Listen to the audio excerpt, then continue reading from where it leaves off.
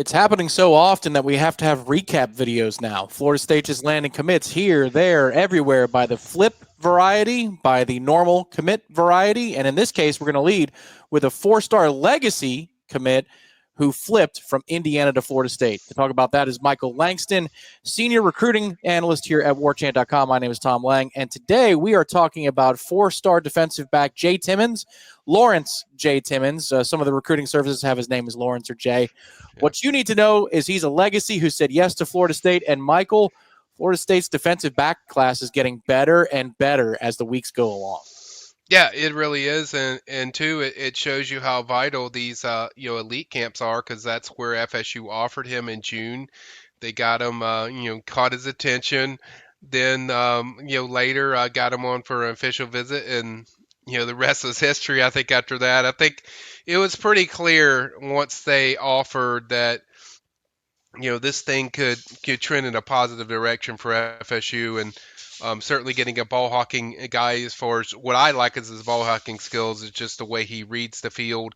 Certainly jumps on and makes plays on the ball, and just his instincts around the football is really good, especially in the pass defense. That's where you really see his game just executed and at a high level, and I think that's where I think a lot of people will see when he comes in there, that's part of his game where if he gets on the field early, I think that's why, because of those ball skills. You can tell here, obviously, in some of the clips in his huddle package, he plays both ways, as a lot of elite athletes do in high school. But a nasty hit, the shades of his father, Lawrence, with a hit and a fumble return for a touchdown here that's clipped out. But you're right, Michael. His game is ball hawking and obviously having the skills to go up and get the ball. He plays wide receiver in high school as well. This is, again, a different defense where defensive backs' eyes are going to be on the ball a whole lot under Tony White. We're hearing that from current players on campus. You're hearing it when you get interviews from kids walking out of Moore and closing out officials or unofficial visits. This is a defense that kids are excited to play because it gives them a chance to make plays on the football. I like safeties or DBs that play offense. They know the deception. They know depth perception as far as the routes. They understand how to close and when to close. They also know how to patrol the middle of the field when the ball's in the air as far as those ball skills. And certainly, like his dad, he's got big play capability. But overall, I really like when DBs play offense as well, because it really gives them a feel of what the offensive guy is going to do. He has a strong connection to that. So Florida State's board now, they've got a lot of kids committed, especially at defensive back, Michael. I know it's safety. There's a couple of guys. Tadarius Hughes is one of them. Another one of the members of the secondary that was committed early on. I'm trying to pull up his name right now. I know Sean Darryl Johnson. Sorry, go ahead. I would say Darryl Bell is Yep, one. Darryl Bell. Sean Johnson has been committed to Florida State for a while. He's out of the DMV area. They're in on Chauncey Kennan, who's making his decision in July. How many names do you think will be on Florida State's defensive backboard by the time this is all said and done? They're shooting for 6, 8, 10. Like, what's the number they're looking for? I think kind of 6 is what we've heard. I for those wondering, I do still feel good about Chauncey Kenning and that pick that I have for FSU. That would be more of a cornerback position, but it's kind of tricky with a lot of these guys because I think Timmons can play both corner and safety. I think you could say the same for Tadarius Hughes. And so there's a lot of multi-changing cross training, if you will, of positions that they can play. So I'd say 6 if I was putting a number on it, 6 or 7. But I don't think it goes that higher as far as beyond 8. I think Kennan's the real one that I'm waiting on, and I think it's the big boom one that's left for them that we're waiting to see drop. Probably in either late July or not late July, late June or early July. July 6th is kind of a date he's picked out. So I think if you get that one, that's going to probably put you inside the top 10. And, great. It gives you a big boost going into, your upcoming game in season with, Alabama to kick things off. It's a great point that you bring that up because this was the next thing I was going to show on the screen. Michael's Florida State is now, as we record this, 11th in the industry rankings for on-3 rivals. You could call it rivals now. Obviously, we're in a state of flux there. But you see both logos on the screen. There it is. Florida State now at 11th, just ahead of Alabama. Florida State racking up, obviously, the total commit count there with 19. Chauncey Kennan would be a big splash for Florida State, Michael, because, again, he would be their top-rated player if and when he was to commit to Florida State. Another guy on the offensive line that they were able to land via the flip was Jacobe Green. This is an offensive lineman who was committed to an SEC school at Mississippi State, if I'm not mistaken. How did this come together, and why did Jacobe Green choose Florida State? Well, I think for those that have followed this recruitment, some don't, some will, some haven't. But for those that don't know, Jacoby is like a major fan of Florida State, so a major, almost like a fan recruit type thing, because got that Derwin James type of love, for FSU. So FSU's always been a coveted place.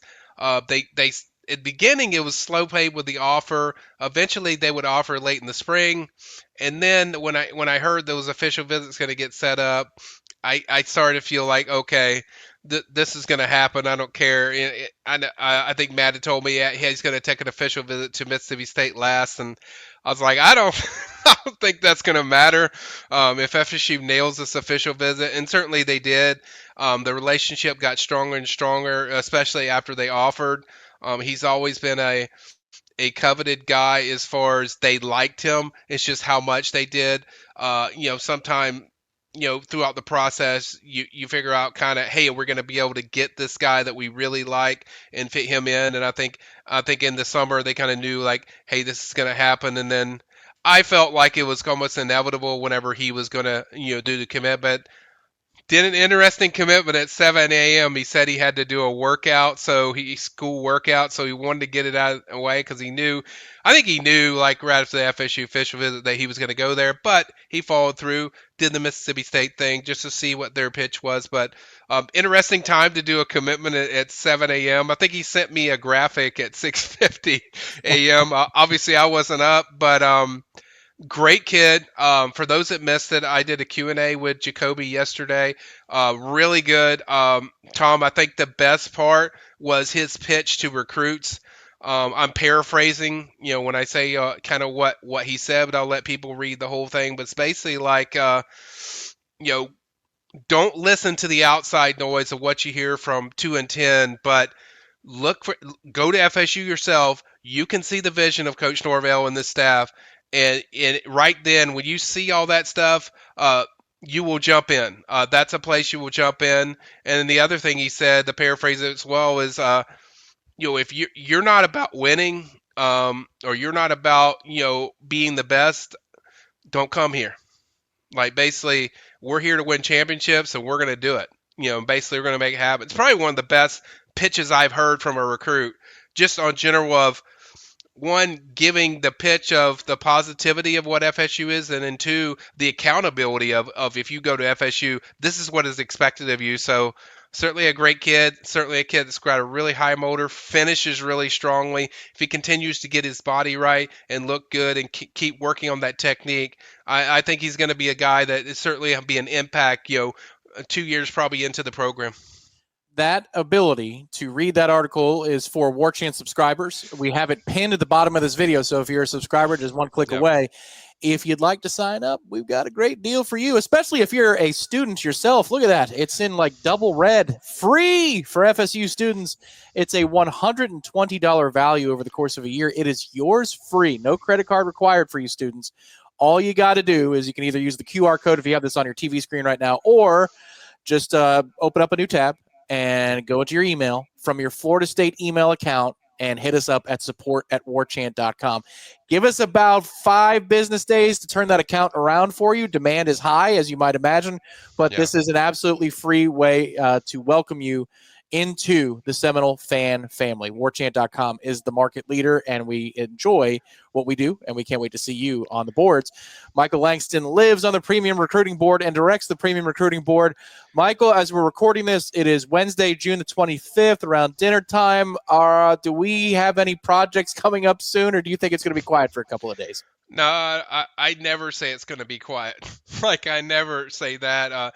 Obviously, I think some of the decisions will be coming up, and I mentioned Kennan, but that's not the only one. There's going to be several. I think that FSU is going to be able to probably be in the mix and certainly strongly in the mix and pull. So I don't think they're kind of done. I mean, everyone's seen that rush and this wave, but I think there's probably some more coming.